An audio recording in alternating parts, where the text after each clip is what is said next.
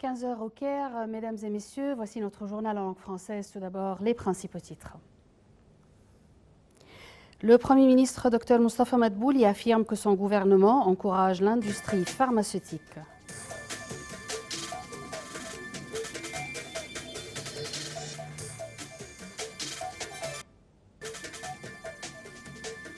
Le Hezbollah souffle sur les braises en assurant qu'il n'y avait plus de ligne rouge dans sa confrontation avec Israël.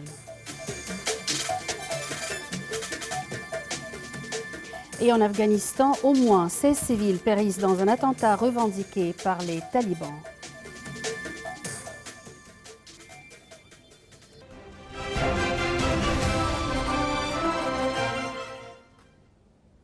Et les informations en détail. Le Premier ministre Dr Moustapha Madbouli a affirmé que le gouvernement accorde un intérêt particulier au dossier de l'industrie et met en œuvre un plan national pour soutenir et encourager les industries pharmaceutiques. Au cours de cette réunion, Dr Madbouli a souligné le suivi du dossier de l'industrie et de l'exportation des médicaments égyptiens qui jouissent d'une qualité et d'un prix compétitifs. Au cours de la réunion, le ministre de la Santé a pour sa part soumis les caractéristiques principales du plan national visant à encourager et à soutenir les exportations pharmaceutiques.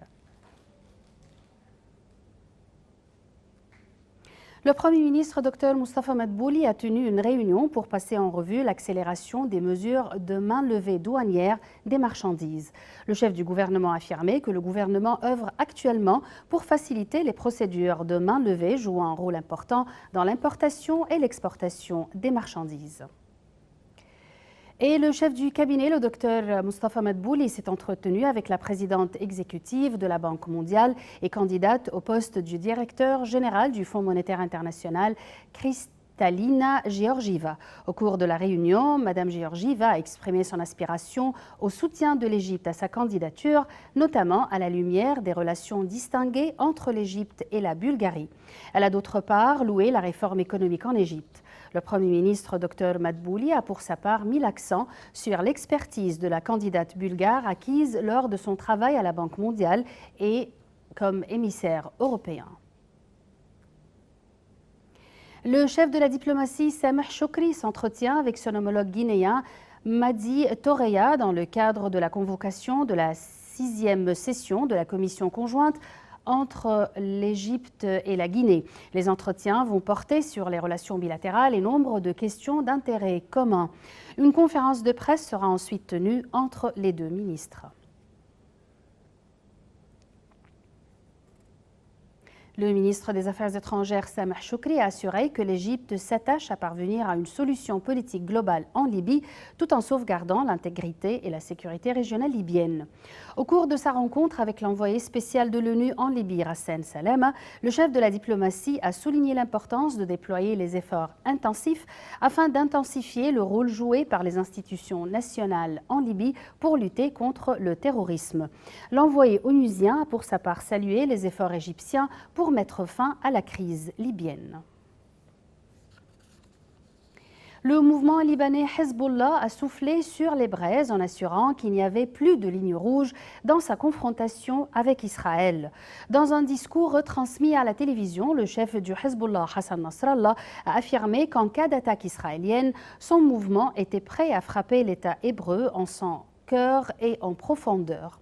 Le message est clair, si vous attaquez toutes les frontières, les soldats, les colonies à la frontière en profondeur du territoire israélien ou en son cœur pourront être menacés et ciblés, a déclaré Nasrallah. Le mouvement avait tiré hier des missiles anti-chars sur le nord d'Israël, qui a répliqué avec des frappes dans le sud du Liban et ont provoqué uniquement des incendies dans des secteurs boisés. La Ligue arabe a critiqué l'alignement de l'administration américaine à l'occupation israélienne dans une tentative de la mise à exécution d'un plan pour la liquidation de l'UNRWA. Ces déclarations sont intervenues au siège de la Ligue arabe lors de la réunion extraordinaire de la conférence des superviseurs des affaires palestiniennes dans les pays arabes hôtes des réfugiés. La réunion débattra du renouvellement du mandat de l'UNRWA à l'approche du processus de vote et des efforts américano-israéliens déployés pour annuler ou modifier le mandat. La coalition arabe au Yémen a annoncé avoir intercepté un drone lancé par les milices Houthis contre les territoires de l'Arabie saoudite. D'autre part, la coalition arabe au Yémen a déclaré qu'elle n'avait pas été informée de la présence de prisonniers lors d'une frappe contre un centre de détention à Damar, à l'ouest, tenu par les rebelles Houthis, qui a fait plus de 100 morts. Le porte-parole de la coalition, Turki el-Maliki, a dénoncé lors d'une conférence de presse que les milices Houthis portent l'entière responsabilité de cette frappe car ils utilisent ce site comme un lieu de détention de citoyens yéménites victimes de disparitions forcées. Le président iranien Hassan Rouhani a exclu des négociations bilatérales avec les États-Unis et averti que son pays réduirait comme prévu ses engagements en matière nucléaire à moins d'une percée dans les discussions avec les Européens d'ici 2 jours. M. Rouhani a néanmoins indiqué que des discussions avec Washington pourraient avoir lieu si les États-Unis lèvent les sanctions qu'ils ont réimposées contre Téhéran après être sortis en mai 2018 de l'accord international sur le nucléaire iranien conclu à Vienne en 2015. Le Premier ministre britannique Boris Johnson, en pleine tempête politique, affronte aujourd'hui les députés de l'opposition et de son propre camp conservateur qui vont tenter d'empêcher un Brexit sans accord.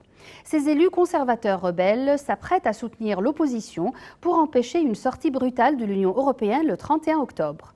Mais Boris Johnson a prévenu hier soir qu'il n'accepterait sous aucune circonstance de demander à Bruxelles un nouveau report du Brexit. Il s'est engagé à faire sortir son pays de l'UE le 31 octobre, accord renégocié ou pas. Si les partisans du No Deal l'emportent au Parlement, le chef du gouvernement présentera dans la foulée une motion pour organiser des élections législatives le 14 octobre, a prévenu lundi soir un responsable gouvernemental. Passons en Afghanistan où au moins 16 civils ont péri, 119 personnes autres blessées dans un attentat à la voiture piégée qui a secoué Kaboul au moment où Washington s'efforce de mettre un point final à un accord de paix avec les insurgés. La déflagration, qui a été suivie de tirs d'armes à feu et de l'explosion d'une station-service, s'est produite près du vaste complexe de Green Village qui abrite des agences d'aide et des organisations internationales. Les talibans ont revendiqué l'attaque menée selon leur porte-parole.